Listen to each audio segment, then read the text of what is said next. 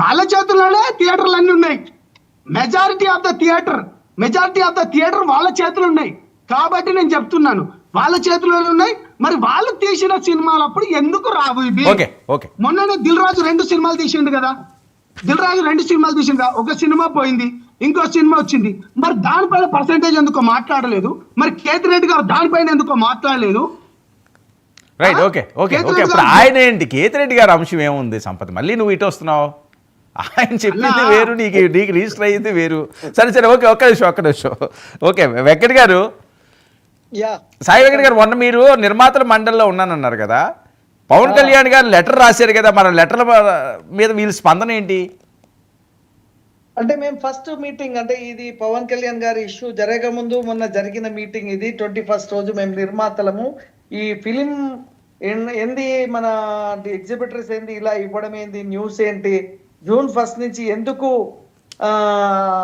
బంద్ అని పెట్టారు, ఇది అంతా కూడా రాంగ్ అని చెప్పి 21st నాడు అన్ఎక్స్పెక్టెడ్ గా ఇమ్మీడియట్లీ నిర్మాతల మండలి అండ్ ఫిలిం ఛాంబర్ అందరు కలిసేసి ఒకటి మీటింగ్ ఏర్పాటు చేయడం జరిగింది.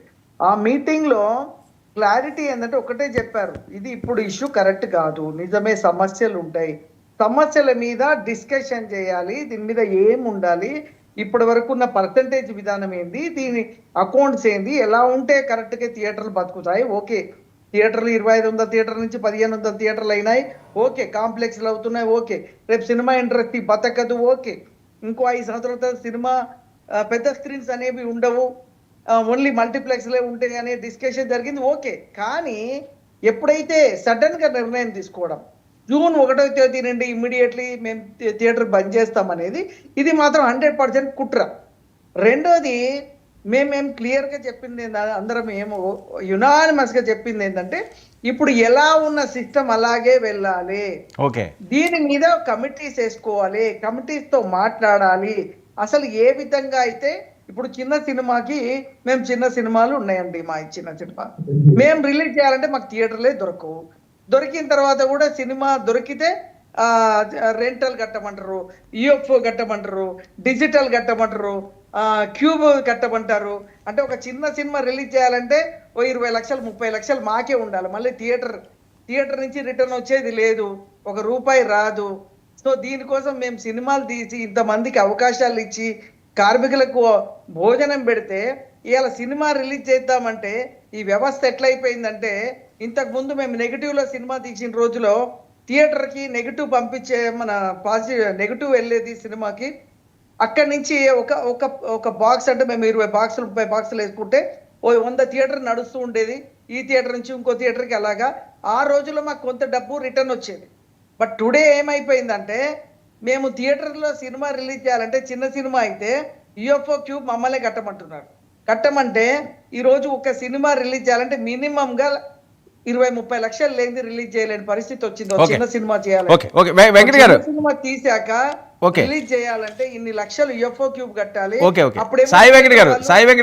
ఇవ్వలేమండి, రెంటల్ ఇవ్వండి, రెంట్ కట్టండి అంటే. బట్ పెద్ద సినిమా ఇవాళ 100 కోట్లు 200 కోట్లు 500 కోట్లతో సినిమా తీసిన సినిమా ఫస్ట్ డే రోజు మాకు షేర్ ఇవ్వాలంటే వాళ్ళకు కూడా ఇబ్బంది కదా. ఇన్ని 100 కోట్లు సినిమా పెట్టి తీసినప్పుడు వాళ్ళు కూడా అప్పుల పాలైపోయి ఫైనాన్స్ తెచ్చి సినిమా రిలీజ్ కాలేని పరిస్థితిలో ఉంటుంది. ఓకే, ఒక్క నిమిషం అండి. సాయి వెంకట్ గారు, రామ్ సత్యనారాయణ గారు జాయిన్ అయ్యారు, ఆయన వెహికల్లో ఉన్నట్టున్నారు, సిగ్నల్ కట్ అయిపోతామో మీకు ఇస్తాను.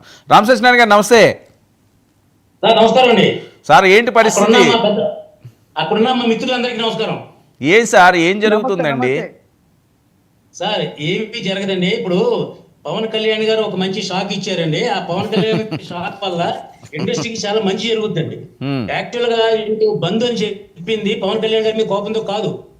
చాలా మంది తెలుసుకోవాల్సిన విషయం ఏంటంటే, పవన్ కళ్యాణ్ గారి సినిమా కోసం వీళ్ళు బంద్ పెట్టలా, కానీ అనుకోకుండా అది ఎఫెక్ట్ ఆయన మీద వెళ్ళింది. అది ఆయనకి ప్లస్ అయింది, పబ్లిసిటీ అయింది, అన్ని సమస్యలు కూడా క్లియర్ అయిపోతున్నాయండి. చాలా మంచి జరిగింది. పవన్ కళ్యాణ్ గారు ఇలా స్పందించడం వల్ల మాలాంటి చిన్న నిర్మాతలు కూడా మేలు జరుగుద్దండి. ఇప్పుడు మేము కోరేది ఏంటంటే, దిల్ రాజు గారు కానీ ఇంకోటి కానీ ఆ నలుగురు లేవు అంటున్నారు కదండి.